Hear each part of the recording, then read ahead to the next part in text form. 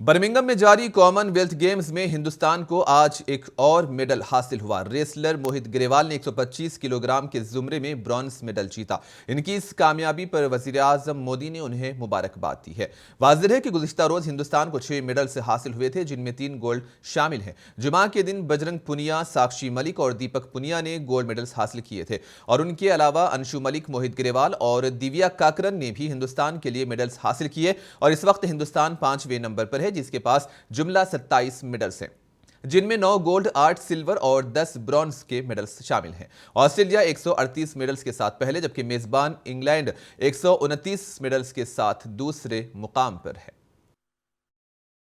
कि मैंने तैयारी तो गोल्ड की थी, पर मैं ब्रॉन्ज के साथ यहाँ रहा हूँ। अगली बार मैं गोल्ड ही लेके आऊँगा और मेरा एक ही टारगेट है 2024 ओलंपिक के देश का नाम, झंडा और एक राष्ट्रगान जब बजता है मैं वो सुनना चाहता हूँ और मेरी कंट्री को और मेरे जो भी फैमिली हैं, कोचेज और सबको जो मेरे से जुड़े हैं, पूरे इंडिया को प्राउड फील करवाना चाहता हूँ।